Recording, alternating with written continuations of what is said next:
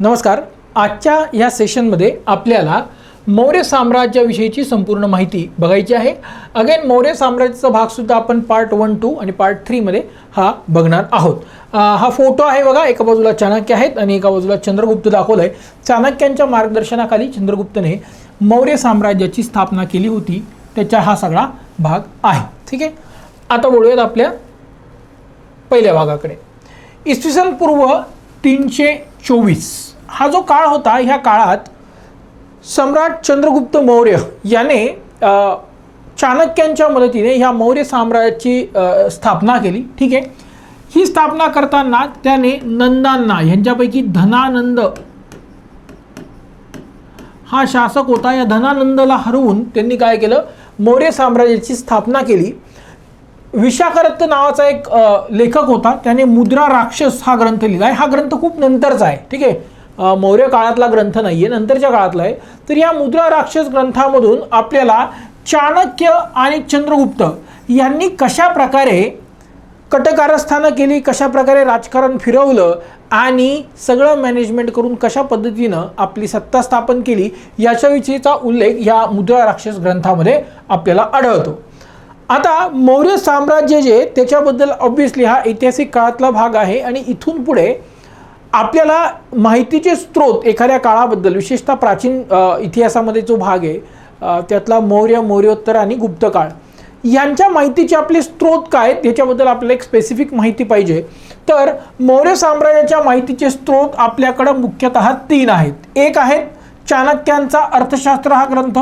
ठीक आहे, ठीक आहे. दुसरा आहे मेगॅस्थनीसचा इंडिका हा ग्रंथ.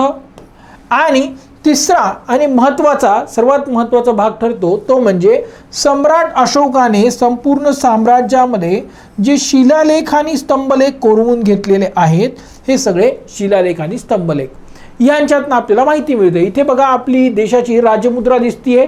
अशा प्रकारचा स्तंभ हा सारनाथ इथे आहे. ठीक आहे, याला ॲक्च्युली 4 सिंह आहेत आणि एक मागच्या साईडला तो आपल्याला दिसत नाही. इथं 3 सिंह, 1, 2 आणि 3 आपल्याला दिसतात. इथे बघा चक्र आहे, एका बाजूला आपल्या इथे हत्ती दिसतोय, एका बाजूला इथे घोडा दिसतोय. आणि हा एक स्तंभलेख आहे. तिथे बघा, हा मोठा स्तंभ आहे आणि इथे काहीतरी अक्षर याच्यावर कोरलेले आहे. तर अशोकाचा संदेश, अशोकाच्या काळातल्या विविध घटना, विविध माहिती या शिलालेख आणि स्तंभलेखांमधून आपल्याला मिळते. तर ते आपल्या माहितीचे प्रमुख स्रोत ह्या काळाविषयीचे ठरतात. आता पहिला जो महत्त्वपूर्ण स्रोत आहे तो म्हणजे हा अर्थशास्त्र. अर्थशास्त्र याच्यामध्ये राज्य कसं चालवावं, राजकीय, आर्थिक आणि सामाजिक व्यवस्थेवर नियंत्रण कसं ठेवावं आणि राजदंड म्हणजे शासन कशा पद्धतीनं लागू करावं, या सर्वांची माहिती याच्यामध्ये दिलेली आहे. अर्थशास्त्र हा अर्थशास्त्रावरील नाही तर राज्यशास्त्रावरचा ग्रंथ आहे. ठीक आहे, इट इज अबाउट पॉलिटिक्स. ठीक आहे, it is about governance and not economics. ठीक आहे, अर्थशास्त्रावरचा ग्रंथ नाही. अर्थशास्त्र जरी नाव असेल तरी तो ग्रंथ हा राज्यशास्त्रावरचा आहे, पॉलिटिक्स अँड गव्हर्नन्स विषयीचा आहे. चाणक्य यांनाच कौटिल्य, विष्णुगुप्त आणि पक्षीन स्वामी असं म्हटलं जातं. जनरली चाणक्याचे 3 नाव हे प्रसिद्ध आहेत, एक चाणक्य, कौटिल्य आणि विष्णुगुप्त. पक्षीन स्वामी हे नाव जनरल आपण जे पुस्तकं वाचतो त्याच्यामध्ये उल्लेख येत नाही, मात्र MPSCने याच्यावर प्रश्न विचारला होता आणि त्याच्यातच कळालं की पक्षीन स्वामी सुद्धा म्हणतात. ठीक आहे, आता MPSC काय आपल्याला त्यांचे रेफरन्स सोर्सेस सांगत नाही, त्याच्यामुळे MPSCनं सांगितलंय मग हे बरोबर आहे असं त्याला कन्सिडर करावं लागेल. ठीक आहे, त्यांना, चाणक्यांना ध्वजदर्शभ ही पदवी दिलेली होती. चाणक्य जे होते ते तक्षशिला विद्यापीठामध्ये शिक्षक होते. ठीक आहे, इथे बघा, हे चाणक्य यांच्या अर्थशास्त्राचं नंतरच्या काळामध्ये निर्माण केलं गेलं मॅन्युस्क्रिप्ट, ठीक आहे, किंवा पांडुलिपी आपण ज्याला म्हणतो ना, ते मॅन्युस्क्रिप्ट इथे आपल्याला दिसतं. आता चंद्रगुप्तांनी सेल्युकस निकेटरचा पराभव केला आणि त्याच्याकडून सिंधू नदीचा जो प्रदेश आहे त्या भागातला काबूल, बलुचिस्तान, हैरत आणि कंधार म्हणजे आजचा पाकिस्तान आणि अफगाणिस्तानचा जो काही प्रदेश आहे तो त्यांनी जिंकून घेतला. मौर्य साम्राज्याच्या स्थापनेची सुरुवात ही त्या भागातनं, वायव्य भारताकडनं झालेली आहे. त्यांनी लोकांना भीती दाखवली की तिथले स्थानिक लोक आहेत त्यांना आधी आपल्या बाजूनं केलं काही लोकांना, आणि नंतर त्यांनी अशी अफवा पसरवली की अलेक्झांडर मेला आणि ह्या सेल्युकस निकेटर पळत पळत सुटला त्याच्या बाजूला, त्या जिथं त्याचा दुसऱ्या ठिकाणी त्याचा कॅम्प होता अलेक्झांडरचा. आणि मग अलेक्झांडरने त्याला झापलं की तुम्ही इतक्या मोठ्या साम्राज्याचे, इतक्या मोठ्याचे सेनापती आहात आणि तरी तुम्ही असे घाबरून इथपर्यंत आलात. आणि त्या काळापर्यंत यांनी आपलं राजकारण साधलेलं होतं आणि अशा प्रकारे त्या राज्याच्या स्थापनेची सुरुवात झालेली होती. तर सेल्युकस निकेटरचा नंतर पराभव करून हा भाग त्याने जिंकला ज्यावेळेस अलेक्झांडर परत मागे फिरला होता. ठीक आहे. ह्या दोघांमध्ये जो युद्ध झालं किंवा दोघांमध्ये जो संघर्ष झाला त्याच्यानंतर हिंदुकुश पर्वत, ठीक आहे, हे दोन्ही साम्राज्यामधली सीमा ठरवण्यात आली की याच्या पूर्वेकडे जे असेल ते मौर्य साम्राज्याचा चंद्रगुप्ताच्या अंतर्गत तो भाग असेल आणि पश्चिमेकडचा भाग जो असेल तो अलेक्झांडरच्या राज्यामध्ये असेल, म्हणजेच सेल्युकस निकेटर हा जो त्याचा सेनापती होता त्याच्या अंतर्गत असेल. ठीक आहे. या सेल्युकस निकेटर आणि चंद्रगुप्त यांच्यामध्ये नंतर मैत्रीचे संबंध झाले. ठीक आहे. सेल्युकस निकेटरच्या एका मुलीबरोबर, आय थिंक हेलेना तिचं नाव होतं, चंद्रगुप्ताचा विवाह सुद्धा लावण्यात आलेला होता. आणि या सेल्युकस निकेटरनं चंद्रगुप्ताच्या दरबारात एक मेगॅस्थेनिस नावाचा एक विचारवंत पाठवलेला होता. ठीक आहे. दूत पाठवलेला होता. चंद्रगुप्त मौर्याच्या दरबारातला हा एक राजदूत होता आणि त्यानं इंडिका नावाचा ग्रंथ लिहिलेला होता. ठीक आहे. आता हा जो इंडिका ग्रंथ आहे त्याच्यामध्ये हा बघा, हा सेल्युकस निकेटरचा एक चित्र आपल्याकडे आहे. ठीक आहे. त्या सेल्युकस निकेटरना इंडिका ग्रंथामध्ये भारताविषयी विपुल माहिती त्यानं दिलेली आहे. तो भारतामध्ये आलेला होता आणि त्याच्यामुळे त्याचा एक्सपिरियन्स हा फर्स्ट हँड होता, त्याने स्वतः बघितलं आणि त्यानं लिहिलेला आहे. मात्र या अलेक्झांडरच्या काळातले काही जे लेखक आहेत जसं जस्टिन आणि प्लुटार्क यांनी सुद्धा भारताविषयी माहिती दिलेली आहे, भारताची सामाजिक आर्थिक राजकीय स्थिती यांच्याविषयी माहिती दिलेली आहे. परंतु हे दोघं जण भारतामध्ये आलेले नव्हते. ठीक आहे. यांनी जो ॲनालिसिस केलाय किंवा जे काही लिहून ठेवलेलं आहे ते या मेगॅस्थेनिसच्या लिखाणाच्या आधारावरच आहे. ठीक आहे. त्यांनी काही डायरेक्ट लिहिलेलं नाहीये, स्वतःचा त्यांचा फर्स्ट हँड एक्सपिरियन्स नाहीये. आपल्याला बघायचं आहे पुढे मेगॅस्थेनिसनं काय काय सांगितलंय आणि त्याच्यामध्ये बऱ्याच चुका आहेत. ठीक आहे. परंतु त्याला काही माहिती जी दिली आहे ती मात्र बरोबर आहे. तर सेल्युकस निकेटरनं इथे हा मेगॅस्थेनिस नावाचा दूत पाठवला आणि त्यानं इंडिका ग्रंथ लिहिला. त्या इंडिकातनं आपल्याला माहिती मिळते. पुढचा भाग आहे की आता हा जो चंद्रगुप्त होता त्याच्याविषयी अशी आख्यायिका प्रसिद्ध आहे. आता वेगवेगळ्या स्टोरीज आहेत. ठीक आहे. लहानपणीच त्याला सम्राट बनण्याची इच्छा झाली होती आणि त्याला लहानपणीच चाणक्य त्याला तक्षशिला विद्यापीठात घेऊन गेले होते, ही एक स्टोरी आहे. किंवा त्या चंद्रगुप्ताचं एका मुलीवर प्रेम होतं आणि ती मुलगी धनानंद हा जो राजा होता मगध साम्राज्याचा, नंद घराण्याचा राजा होता, त्याच्या एका मंत्र्याची मुलगी होती आणि धनानंद हा म्हातारा राजा तिच्यावर लड्डू झाला, तिच्यावर तिचं प्रेम जडलं आणि त्यानं तिच्याशी लग्न केलं. त्याच्यामुळे हा चंद्रगुप्त आणि तिच्या प्रेयसी यांना वेगळं व्हावं लागलं आणि त्याच्यातनं त्याच्या मनात राग होता म्हणून त्यानं राज्य स्थापन केलं. अशा वेगवेगळ्या आख्यायिका आहेत. जनरली मानलं जातं किंवा त्याला चंद्रगुप्ताचं प्रेम होतं आणि नंतर त्यानं चाणक्यांना, ज्यावेळेस चाणक्य तिथे दरबारात गेले होते की तू अलेक्झांडरच्या हल्ल्यापासून वाचवण्यासाठी आता शुद्धीवर ये आणि संरक्षण कर, त्यावेळेस चाणक्याचा अपमान केला आणि नंतर चाणक्यांना लक्षात आलं की धनानंद काही भारताचं रक्षण करू शकत नाही आणि त्याच्यानंतर ते ज्यावेळेस बाहेर पडले त्या काळामध्ये त्यांना चंद्रगुप्त भेटला आणि चंद्रगुप्तला घेऊन ते तक्षशिला विद्यापीठात गेले.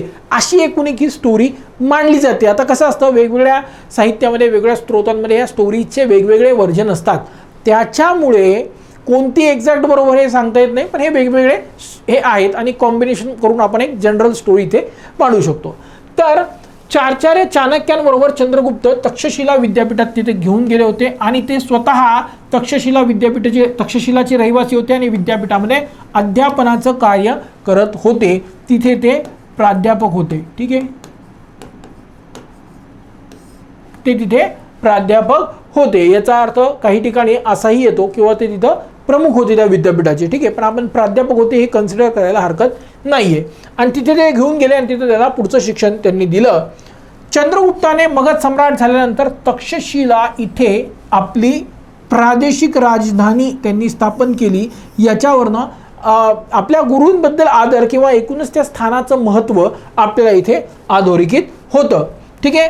चंद्रगुप्त मौर्य हा पहिला चक्रवर्ती सम्राट होता. चक्रवर्ती सम्राट म्हणजे असा सम्राट की ज्याचा रथ ज्याचा ताफा हा कुठल्याही दिशेने जाऊ शकतो आणि त्याला कोणीही अडवू शकत नाहीये. म्हणजेच खूप मोठ्या प्रदेशावर या मौर्यांचं साम्राज्य होतं, मौर्यांचं राज्य होतं, हे याच्यावरून आपल्याला स्पष्ट होतं. आता चारही दिशांनी याचं राज्य दूरवर पसरलेलं आहे आणि इतर शासकांनी, जे छोटे मोठे सरदार असतील, शासक असतील, यांनी आयदर याचं अधिपत्य किंवा मांडलिकत्व स्वीकारलेलं आहे असं या चक्रवर्ती शब्दाचा अर्थ होतो. चंद्रगुप्त याला महावंश या ग्रंथामध्ये जम्बूद्वीपचा राजा म्हटलं आहे. ठीक आहे, जम्बूद्वीप म्हणजे भारत, अफगाणिस्तान, पाकिस्तान, बांगलादेशचा काही भाग, नेपाळ, सिक्कीम हा जो सगळा भाग आहे, या सगळ्याला जम्बूद्वीप म्हणलंय. आणि हा जम्बूद्वीपचा राजा होता आणि ऑलमोस्ट यांचं खूप मोठ्या प्रदेशावर राज्य होतच होतं. फक्त यांच्या काळामध्ये कलिंग त्याचा भाग, राज्याचा भाग नव्हता, नंतर तो अशोकाने जिंकला.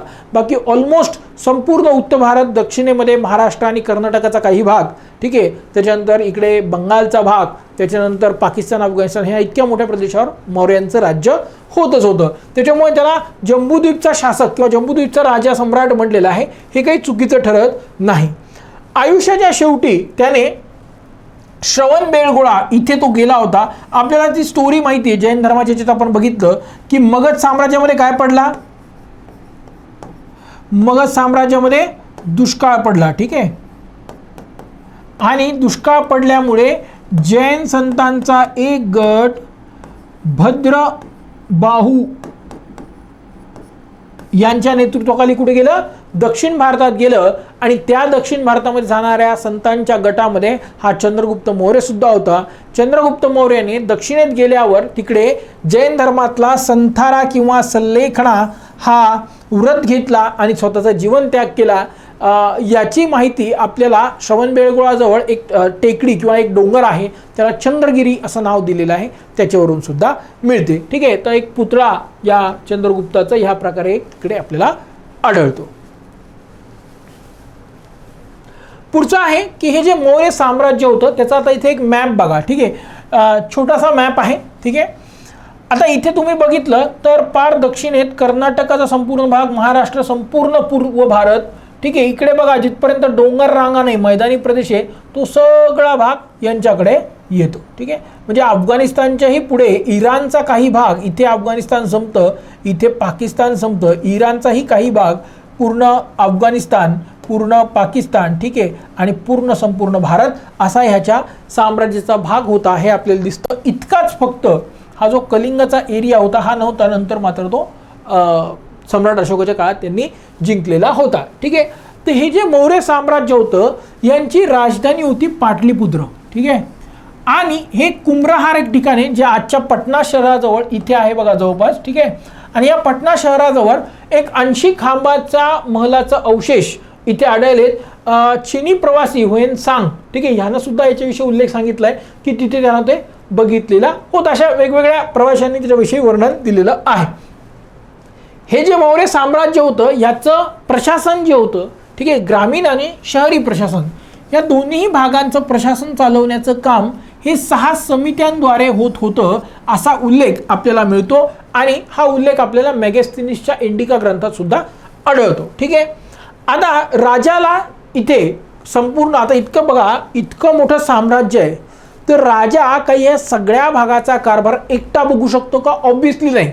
जसं आज आपल्या देशामध्ये पंतप्रधान आहेत, ठीक आहे, त्यांच्यामध्ये तिला मंत्री आहेत, राज्याच्या लेवलला सरकार आहेत, त्याच्यामध्ये तिला मंत्री आहेत. ठीक आहे, तशीच व्यवस्था त्या काळात होती. तर सम्राटला, राजाला सल्ला देण्यासाठी एक समिती होती आणि याला आपण मंत्री परिषद एका प्रकारे म्हणू शकतो. या समितीचा सल्ला हा राजावर बंधनकारक नव्हता, कारण ही राजेशाही होती. आज मात्र आपल्याकडे कसं आहे, लोकशाही आहे. याचाच अर्थ काय, तर पंतप्रधान आणि मंत्री, ठीक आहे, मुख्यमंत्री आणि त्यांचे मंत्री यांनी अनुक्रमे राष्ट्रपती आणि राज्यपाल यांना जो दिलेला सल्ला असतो तो त्यांच्यावर बंधनकारक असतो. हे आपल्याला माहिती आहे, कारण लोकशाही आहे आणि त्या काळात काय होतं, राजेशाही आहे. म्हणून राजाला वाटेल तसं तो करू शकतो. त्याचबरोबर ह्या काळामध्ये जिल्ह्याच्या प्रमुखाला राजूक, तालुक्याच्या प्रमुखाला गोप आणि खेड्याच्या प्रमुखाला ग्रामीणी असं म्हटलं गेलं. आता हा जो मौर्य साम्राज्य याचा विस्तार दक्षिणेकडे ब्रह्मगिरी, इथे ब्रह्मगिरी ठिकाणी ह्या मॅपमध्ये थोडं एक्सटेंड झालेलं आहे, ठीक आहे, थोडं वर गेलं तिथपर्यंत त्यांचं साम्राज्य होतं. ब्रह्मगिरी, संपूर्ण उत्तर भारत, अफगाणिस्तान, पाकिस्तान आणि बांगलादेशचा काही भाग यांच्या साम्राज्यामध्ये समाविष्ट होता. ठीक आहे. आता या मौर्य साम्राज्यामध्ये 3 महत्त्वाचे शासक झाले होते. ठीक आहे. पहिला ऑब्वियसली संस्थापक जो होता तो होता चंद्रगुप्त मौर्य. ठीक आहे. आता इथे सुद्धा चंद्रगुप्त नाव आहे आणि गुप्त साम्राज्य जे आहे त्याचा सुद्धा प्रमुख शासक, संस्थापक मी म्हणत नाहीये, प्रमुख शासक हा चंद्रगुप्त होता. याचा काळ आहे इसवी सन 320-1920. ठीक आहे. आणि ह्याचा चंद्रगुप्ताचा काळ आहे इसवी सन पूर्व 324च्या आसपास यांनी मौर्य साम्राज्याची स्थापना केली आहे. हे जवळपास 650 वर्षांचा गॅप आहे. ठीक आहे. दोन्ही राजांची नावं सारखी आहेत, चंद्रगुप्त, मात्र हा मौर्य होता आणि तो गुप्त शासक होता. ठीक आहे. सो पहिला होता चंद्रगुप्त मौर्य, त्याचा मुलगा होता बिंदुसार. ठीक आहे. आता हा बिंदुसार मौर्य, ठीक आहे, आणि मगध साम्राज्य सर्वात ज्यावेळेस स्ट्रॉंग झालं पहिल्यांदा, त्यावेळेसचा पहिला शासक, ज्याला आपण पहिला अखिल भारतीय सम्राट म्हणू शकतो किंवा सर्वात मोठा राजा म्हणू शकतो, असा तो व्यक्ती कोण होता? बिंबिसार. आणि हा कोणत्या घराण्याचा होता? हर्यांक घराणे. ठीक आहे. सो हा हर्यांक घराण्याचा आणि हा बिंदुसार काय? तो बिंदुसार आहे मौर्य बिंदुसार आणि हर्यांक बिंबिसार. इतका फरक थोडा आहे, कन्फ्युजन याच्यामध्ये झालं नाही पाहिजे. ठीक आहे. तर चंद्रगुप्त नंतर हा बिंदुसार तो राजा बनलेला होता आणि बिंदुसार नंतर येतो अशोक. ठीक आहे. अशोक बद्दल आपण माहिती बघितली की अशोकातलं काही स्वतः राजा त्याला बिंदुसारला करायचं नव्हतं, मात्र त्याने आपल्या वडिलांच्या इच्छेविरुद्ध आपलं राज्य मिळवलं. याच्याविषयी आणखी माहिती पुढे बघूया. ठीक आहे. तर हा जो बिंदुसार होता त्या बिंदुसारचा उल्लेख ग्रीक लेखकांनी अमित्रोकेटस असा केलेला आहे. ठीक आहे. अमित्रोकेटस म्हणजे शत्रूंचा नाश करणारा. ठीक आहे. तुम्हाला बघा एका ठिकाणी कुणिक असा उल्लेख आलाय, अजातशत्रूचा कुणिक उल्लेख आपण बघितलाय आणि त्याच्यावर एमपीसीने प्रश्न विचारलाय, तर ह्याच्यावर सुद्धा ते प्रश्न विचारू शकतात. सो हा अमित्रोकेटस. ठीक आहे. पुराण ग्रंथ जे आहेत, जे हिंदू ग्रंथ आहेत मुख्यतः, त्याच्यामध्ये भद्रशाल असा उल्लेख येतो. भारतीय साहित्यामध्ये इतर ठिकाणी जसा ग्रीकांमध्ये अमित्रोकेटस सांगितलंय, तर हिंदू साहित्य, वैदिक साहित्यामध्ये त्याचा उल्लेख अमित्रघात असा येतो. म्हणजे आता हे दोन आपल्याला सारखे दिसतात काही प्रमाणात, तर हे आपल्याला जास्त ॲक्युरेट वाटतं. जैन साहित्यामध्ये ऑब्विसली चंद्रगुप्ताचा मुलगा असल्यामुळे त्याचा उल्लेख येणार आहे आणि त्या काळातला भारत सम्राट आहे त्याच्यामुळे उल्लेख येणार आहे. त्याचा उल्लेख काय केलाय? सिंहसन असा केलेला आहे. ठीक आहे. हा जो बिंदुसार होता तो आजीविका पंथाचा अनुयायी होता आणि त्याच्या दरबारामध्ये दायमोचोस आणि डिओसिओस हे अनुक्रमे सिरिया आणि इजिप्तचे राजदूत होते. हा साम्राज्य खूप मोठा झालेला होता आणि ऑब्विसली परकीय राष्ट्रांबरोबर यांचे सामाजिक, सांस्कृतिक आणि मुख्यतः आर्थिक, व्यापारिक संबंध होते आणि त्याच्यामुळे हे दूत वगैरे इकडे पाठवले जायचे. मेगास्थनीस ऑलरेडी आपण बघितलेला आहेच आहे. आता सर्वात महत्त्वाचा सम्राट या मौर्य साम्राज्यामध्ये जो आपल्या दृष्टिकोनातनं, परीक्षा दृष्टिकोनातनं जास्त महत्त्वपूर्ण आहे, तो म्हणजे हा सम्राट अशोक. ठीक आहे. सम्राट अशोकाचा जो शासनकाळ आहे तो आहे इसवी सन पूर्व 273. ठीक आहे. ते इसवी सन पूर्व 232 हा त्याचा शासनकाळ आहे आणि म्हणजे जवळपास यानं 45-48 वर्ष वगैरे त्यानं राज्य केलेलं असावं. ठीक आहे. सो 33 आणि 8 41 वर्ष त्यांनी, टू बी प्रिसाईज, त्यानं राज्य केलेलं आहे. ठीक आहे. तर हा जो सम्राट अशोक होता त्याला राजा बनवावं अशी मुळीच बिंदुसारची इच्छा, त्याच्या वडिलांची इच्छा नव्हती. त्यांचा दुसरा मुलगा होता त्याला राजा बनवायचं होतं. मात्र सर्वांचा विरोध झुगारून अशोक हा सम्राट बनला, कारण अशोक हा कॅपेबल होता. राजकीय दृष्ट्या इतकं मोठं साम्राज्य सांभाळण्यासाठी तितकाच कॅपेबल व्यक्ती असणं आवश्यक असतं आणि अशोकमध्ये ह्या क्वालिटीज होत्या. मात्र त्याच्या वडिलांची इच्छा दुसऱ्या मुलाला राजा बनवायची होती. ठीक आहे. तर हा जो अशोक होता त्यानं राज्य मिळवण्यासाठी, ठीक आहे, एक तर आपल्या बिंदुसार आपल्या वडिलांच्या विरोधात गेला आणि अनेक भावांची 99 भावांची हत्या केली असा उल्लेख दीपवंश व महावंश या ग्रंथामध्ये येतो. अशोकाच्याच आदेशाने श्रीलंकेमध्ये या ग्रंथांची निर्मिती झालेली होती, तर त्याच्यामध्ये त्याचा उल्लेख केलेला आहे. ठीक आहे. आता अशोक सम्राट बनण्यापूर्वी तक्षशिला आणि उज्जैन किंवा उज्जैनी या प्रदेशांचा राज्यपाल होता. बेसिकली ज्यावेळेस तक्षशिलाला काही तिथल्या स्थानिक लोकांनी बंड केला, बिंदुसारनेच तक्षशिलाचा राज्यपाल म्हणून अशोकाला पाठवलं होतं आणि नंतर त्याला उज्जैनीला शिफ्ट करण्यात आलं होतं. ज्यावेळेस त्यानं राजाचं पद मिळवण्यासाठी सगळीकडे हल्ले करायला वगैरे आपलं पद मिळवण्यासाठी जे प्रयत्न सुरू केले, त्या काळात तो उज्जैनीचा राज्यपाल होता. ठीक आहे. सो प्रादेशिक जसं आपल्याकडे आज मुख्यमंत्री असतात, त्या काळात तिथं राज्यपाल, जसं आजही आपल्याकडे राज्यपाल आहे, पण सगळी सत्ता ही मुख्यमंत्र्यांकडे असते, तर त्या काळात ती राज्यपालाकडे असायची आणि जनरली नात्यातला, राजाच्या नात्यातल्या कोणीतरी किंवा राजकुमार यांनाच ते राज्यपालाचं पद त्या काळात दिलं जात होतं. ठीक आहे.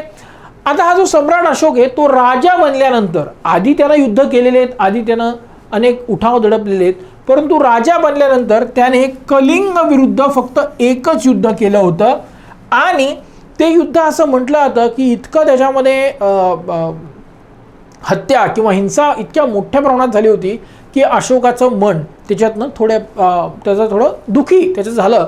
मात्र स्टोरी काही असेल तरी ॲक्च्युली तसं झाल्याचं आपल्याला दिसत नाही. हा जो सम्राट अशोक होता याचं दुखी जरी झालेला असेल तरी साम्राज्यासाठी ते करणं गरजेचं होतं आणि इतका मोठ्या साम्राज्याचा विस्तार ऑलरेडी झालेला होता की नैसर्गिक सीमा ह्या साम्राज्याच्या ह्याच्या पुढे जाऊच शकत नाही. ठीक आहे. आता तुम्ही बघा, मध्ययुगीन काळामध्ये चंगेज खान होता. आजच्या भारताचा जो एरिया आहे जवळपास 32-33 लाख स्क्वेअर किलोमीटर्स, त्याच्या 4 पट जास्त त्याचं मोठं राज्य होतं. ठीक आहे. परंतु त्याची लोकसंख्या भारताच्या कितीतरी कमी होती त्या काळच्या सुद्धा. मग नुसता एरिया असून उपयोग नाही, तर भारताचा हा एरिया प्रचंड मोठा होता, लोकसंख्याही प्रचंड आहे आणि इथली अर्थव्यवस्था सुद्धा खूप प्रचंड होती. ठीक आहे. त्याच्यामुळं हा जगातला सर्वात मोठ्या राज्यांपैकी एक तसं मानायला काही हरकत त्या काळातल्या नाही आहे, कारण अर्थव्यवस्था इतकी मोठी होती.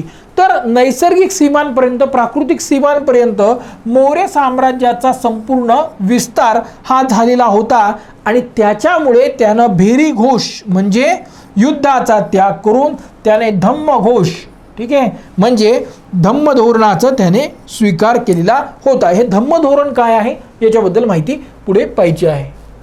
ठीक आहे. आता सम्राट अशोकाची जी माहिती आहे, त्याच्या काळाविषयीची जी माहिती आहे ती आपल्याला दीपवंश, महावंश, महाबोधिवंश, दिव्यवदान, अशोकवदान आणि अशोकवदान माला इत्यादी ग्रंथांमधून मिळते. तसंच आता हे सगळे बौद्ध साहित्य आहेत. ठीक आहे, बौद्ध स्त्रोत आहेत. तसंच पुराण हे जे हिंदू स्त्रोत आहेत त्याच्यातनं मिळते आणि राजतरंगिणी हे कल्हण नावाचा एक काश्मीरमध्ये, ठीक आहे, एक लेखक होता, 12व्या शतकातला आहे. ठीक आहे, हा 12वे शतक. ठीक आहे.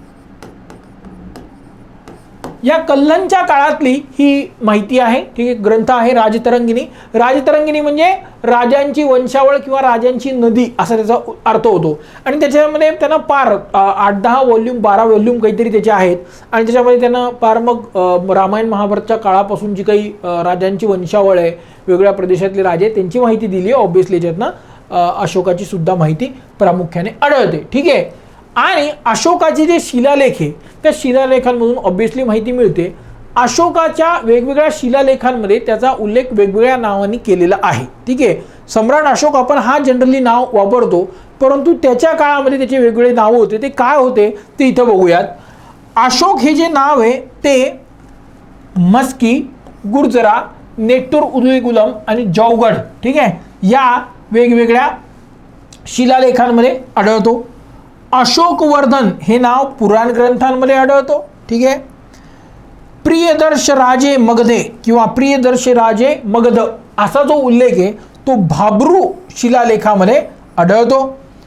अशोक मौर्य असा उल्लेख रुद्रदमनचा जुनागडचा एक शिलालेख आहे त्याच्यामध्ये आढळतो. बेसिकली जुनागडमध्ये एक सुदर्शन तलाव, ठीक आहे, सुदर्शन तलाव याचे आजोबा, अशोकाचे आजोबा म्हणजे चंद्रगुप्त मौर्याने उभारला होता. ठीक आहे, अशोकच्या काळात त्याची डागडुजी झाली होती आणि हा रुद्रदमन जो होता तो मौर्यांच्या नंतरच्या काळात म्हणजे अशोकांच्या नंतरच्या काळातला तो शासक होता रुद्रदमन. ठीक आहे, परकीय शासक होता. ते या रुद्रदमनने सुद्धा काय केलं होतं, या सुदर्शन तलावाची डागडुजी केली होती आणि तिथे चंद्रगुप्ताचा जो हे काळातला शिलालेख होता त्याच्यावर अशोकाचा शिलालेख होता त्या सुदर्शन तलावाची तिथे, त्याच्यावरच ह्यानं काय केलं, संस्कृतमध्ये शिलालेख करून घेतला होता त्याच दगडावर आणि तो भारतातला संस्कृत भाषेतला पहिला शिलालेख म्हणजे नोन सोर्सेसपैकी पहिला शिलालेख आहे हे आपल्याला दिसतं. ठीक आहे, त्याच्यानंतर आहे देवनाम पियदस्सी. हा जो नाव आहे अशोकाचं ते त्याच्या सर्व शिलालेखांवर, जास्तीत जास्त शिलालेखांवर हे नाव येतं, देवनाम पियदस्सी, देवनाम पियदस्सी अशोक. ठीक आहे, हा जो नाव आहे इतर शिलालेखांमध्ये आढळतो आणि बुद्ध शाक्य असं नाव मस्की शिलालेखामध्ये आढळतो. आता इथे बघा, अशोक मस्कीमध्ये येतं आणि बुद्ध शाक्य हे पण मस्कीमध्ये येतं. तर वेगवेगळ्या काळात ही लिहिली गेली असावीत किंवा मग उर्फ वगैरे ह्या स्वरूपात ते लिहिलं गेलं असावं असं आपल्याला इथं दिसतं. इथं बघा, हा एक स्तंभलेख आहे अशोकाचा. ठीक आहे, आणि ते स्तंभ उभारले तिच्यावर वेगवेगळ्या प्रकारचं त्यांनी लिखाण कोरलेलं आपल्याला आढळतं. पुढचं आहे बघा, आता अशोकानं आपण एक ठिकाणी बघितलं की कलिंग युद्धानंतर त्याने भेरी घोष या धोरणाचा म्हणजे युद्ध याचा त्याग करून त्याने धम्म धोरणाची सुरुवात केली. ठीक आहे, तर साम्राज्याचा विस्तार ऑलरेडी संपूर्ण भौगोलिक सीमा जे आहेत त्या फार एक्सटेंटपर्यंत झालेला होता आणि त्याच्यामुळे आता युद्ध करून जिंकण्यासारखं त्याच्याकडे काही राहिलेलं नव्हतं. नुसतं जिंकून काय उपयोग, अलेक्झांडरनं जिंकलं पण त्याचा उपयोग काही झाला का, की तो मागे फिरला गेला की सगळे तिथं काय करायचे, उठाव करायचे.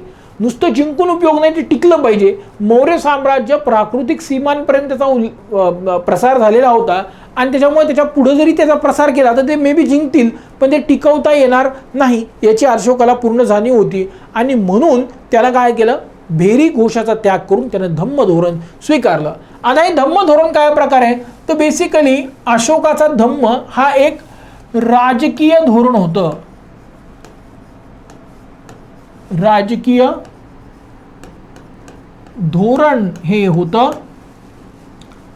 याची व्याख्या, धम्मची व्याख्या ही राहुलवद सुत्त याच्यामधनं घेतलेली आहे. आता हे विचारणं अपेक्षित नाही पण विचारू शकता. ठीक आहे, आणि राहुलवद सुत्त यालाच गेह विजय असं सुद्धा म्हटलं जातं. म्हणजे पुस्तकाचं नाव सुद्धा दोन वेगवेगळ्या ठिकाणी वेगवेगळं आढळतं. ठीक आहे, आता अशोकाचा धम्म जो आहे तो बौद्ध धर्म नव्हता किंवा नवीन धर्म सुद्धा नव्हता. ठीक आहे, बौद्ध धर्मही नाही आणि नवीन धर्म सुद्धा नाहीये. हे एक राजकीय धोरण होतं. हे आपल्याला कशावरनं दिसतं, तर त्या धोरणामध्ये ज्या गोष्टी आहेत त्याच्यामध्ये जे अपेक्षित आहे त्याच्यावरनं आपल्याला हे स्पष्टता येईल. ठीक आहे, तर पहिलं या धम्म धोरणाचा उद्देश काय, तर समाजातला तणाव दूर करणे. तत्कालिक समाजामध्ये तणाव होता कारण त्या काळामध्ये 3 प्रकारचे वर्ण पंथ धर्म आपल्याला दिसतात, जैन, बौद्ध आणि वैदिक. ठीक आहे, असे 3 प्रकारचे आपल्याला मुख्यतः पंथ त्याच्यामध्ये दिसतात. तसं तर वेगवेगळ्या 64 पंथांचा उल्लेख येतो. ठीक आहे, पण मुख्यतः हे 3 आहेत. मग एकमेक कोण वरचे कोण वरिष्ठ कोण कनिष्ठ, जातीभेद वर्णभेद ह्या सगळ्यांमुळे समाजामध्ये तणाव होता. तो तणाव दूर करणं हा या धम्म धोरणाचा मुख्य उद्देश होता. हे झालं पहिलं. आता दुसरी गोष्ट की सम्राट अशोकने लगेच त्याचं कलिंग युद्ध झालं त्याच्यानंतर लगेच त्यानं ह्या धम्म धोरणाचा स्वीकार केलेला होता का, तर ऑब्व्हियसली नाही. काही 8-10 वर्ष गेली असतील आणि त्याच्यानंतर त्यानं त्याचा स्वीकार केलेला आहे. म्हणजे कलिंग युद्धाने खूप त्याच्या मनावर प्रभाव गाजवला आणि त्याचा मन बदललं असा काही भाग आहे का, तर असं काही प्रकार नाही. हे बघा, एक त्याला सिम्बलाइज करणारी ही एका प्रकारचं आपल्याला मूर्ती दगडामध्ये कोरलेली आपल्याला दिसते. तर लगेच धम्म धोरण स्वीकारलेलं नाहीये.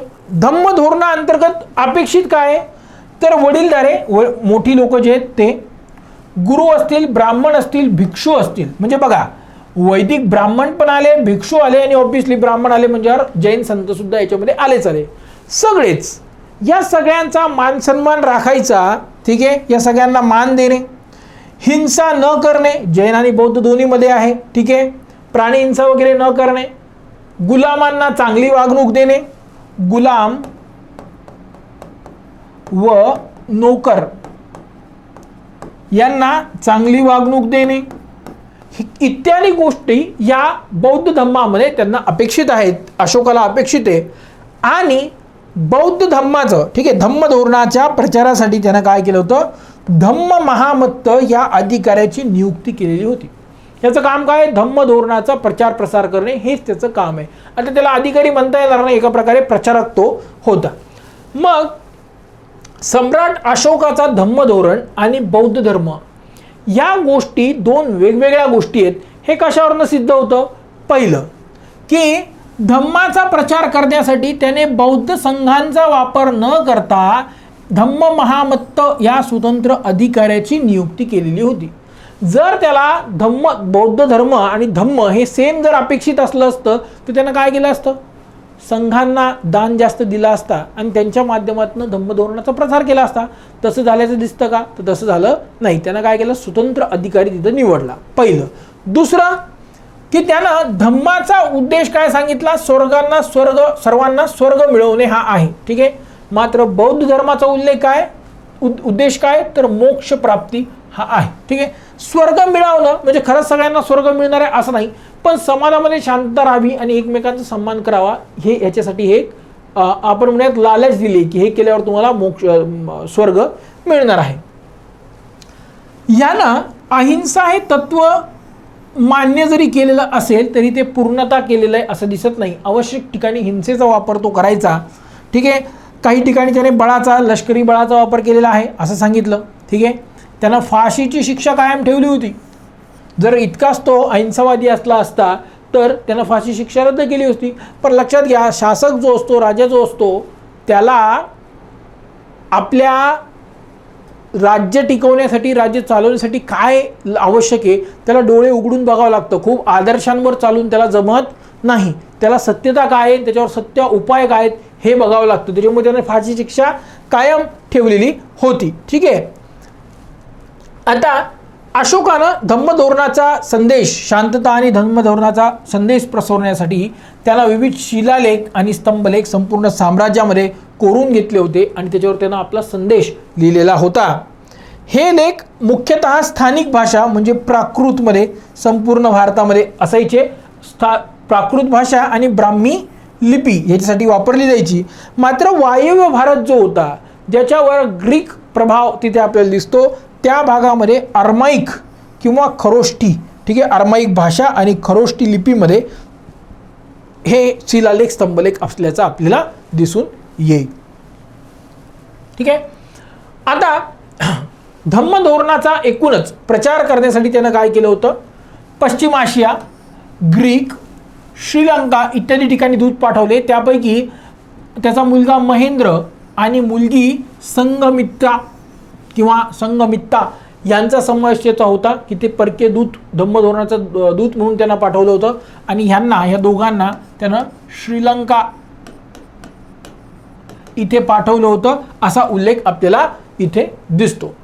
धम्म धोरणाचं किंवा ज्याच्या त्याच्या धर्माचं योग्य पालन होतं का नाही याची जबाबदारी, याच्याकडे लक्ष देण्याची जबाबदारी राजुका या अधिकाऱ्याकडे, स्थानिक अधिकाऱ्याकडे असायची. धम्म धोरणाचा भाग म्हणून स्वतःही पाळायचं, फक्त दुसऱ्यांना सांगायचंच नाही, स्वतःसुद्धा पाळायचं म्हणून त्याला काय केलं, राजवाड्यात प्राण्यांच्या हिंसेवर त्यानं बंदी घातलेली होती. तसेच स्वतःसुद्धा शिकार त्यानं बंद करून टाकली होती. म्हणजे तो वैयक्तिकरित्या अहिंसेचं पालन करतोय, धम्म धोरणाचं पालन करतोय असं आपल्याला दिसतं. परंतु ज्या ठिकाणी तो राजा आहे त्या ठिकाणी तो सत्ता, लष्कर वापरतो सुद्धा, फाशीची शिक्षा सुद्धा देतो. म्हणजे वैयक्तिक आणि राजकीय ह्या दोन बाबींमध्ये त्यानं स्पष्ट भेद केला आहे, फरक त्यानं केलेला आहे. इथं आपल्याला असं कळून येतं, ठीक आहे. त्यानं स्वतः बौद्ध धर्माचा स्वीकार केलेला होता. तो धम्म यात्रांवर, बौद्ध यात्रांवर सुद्धा जात होता, ठीक आहे.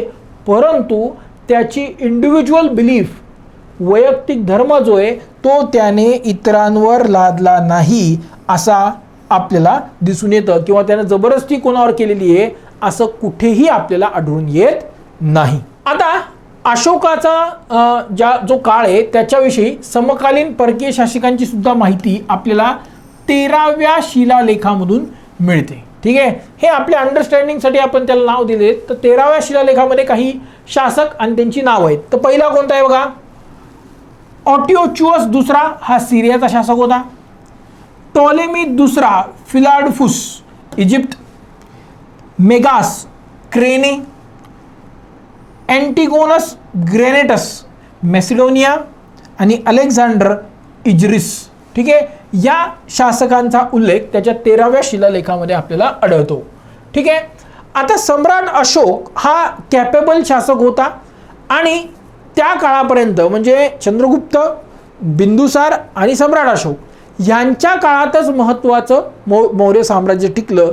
सम्राट अशोकानंतर मात्र ह्या साम्राज्याला उतरती कळा लागली, कारण त्याचे जे वारस होते ते तितकेसे स्ट्रॉंग नव्हते, जे इतकं मोठं साम्राज्य सांभाळायला जितके कॅपेबल पाहिजे तितके नव्हते. मग त्याचे महत्त्वाचे उत्तराधिकारी कोण होते, तर पहिला होता कुणाल किंवा त्याचं नाव होतं सुयश असं सुद्धा त्याला म्हटलं जायचं. त्याची सावत्राई तिष्यरक्षिता हिच्यामुळे तो अंध झाला होता अशी एक आख्यायिका, अशी एक स्टोरी आहे. दुसरा होता दशरथ किंवा बंधुपालित असं म्हटलं जायचं. त्यानं प्रियदर्शनी किंवा देवनाम प्रिय अशी पदवी घेतली होती अशोकासारखी. ठीक, अशोकाला कॉपी केल्याचं इथं दिसतं.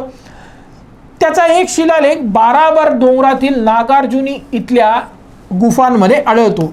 ही जी नागार्जुनी गुफा आहे, ठीक आहे, ही जी गुफा आहे ही आपल्याला एका प्रकारे भारतातली पहिली गुफा एखाद्या धर्माला दान दिल्याची दिसती आणि ही आजीविका पंथातली ही गुफा आहे आणि तिथे एक खूप चांगल्या प्रकारचा एक हॉल सुद्धा आहे. ठीक आहे, त्याच्यानंतर सांप्रीती हा एक शासक होता. ठीक आहे, ह्यालाच इंद्रपालित किंवा चंद्रगुप्त दुसरा असं म्हटलं जायचं. हा जैन धर्माचा अनुयायी होता, त्याला त्रिखंडाधिपती असं सुद्धा म्हटलं जायचं. ठीक आहे, जोड्या लावामध्ये तुम्हाला येऊ शकतं. ऑलरेडी जे लॅटर मुघल्स आहेत, ठीक आहे, औरंगजेबच्या नंतरचे जे मुघल शासक आहेत त्यांच्यावर प्रश्न आलेले आहेत, तर ह्याच्यावर सुद्धा तुम्हाला प्रश्न येऊ शकतो.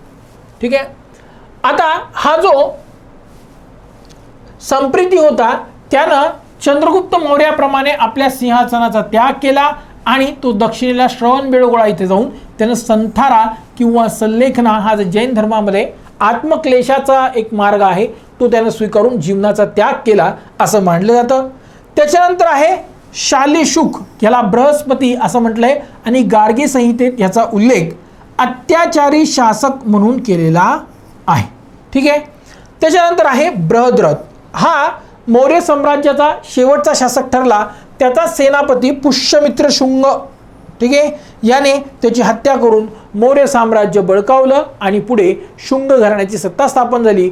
मग मौर्यांनंतर पूर्व भारतामध्ये शुंग, वायव्य भारतामध्ये परकीय शासक आले, इंडो ग्रीक, त्याच्यानंतर शक, पर्थियन आणि कुशाण, आणि त्याच्यानंतर दक्षिण भारतामध्ये सातवहन आणि पार दक्षिणेमध्ये पल्लव वगैरे तर ते आधीपासून होतेच. ठीक आहे, तिकडे मौर्य काळातही त्यांना काही खूप प्रॉब्लेम झाला नाही, कारण तितक्या लांब आपलं साम्राज्य नेणं आणि त्याला मेंटेन करणं हे काही मौर्यांना सुद्धा शक्य झालेलं नव्हतं. तर अशा प्रकारे हे मौर्य साम्राज्याचा एकूण पॉलिटिकल हिस्ट्री आपण बेसिकमध्ये याच्यामध्ये बघितलेली आहे. उर्वरित भागांमध्ये त्यांचं प्रशासन, सामाजिक आर्थिक व्यवस्था आणि कला या गोष्टी बघूयात. धन्यवाद.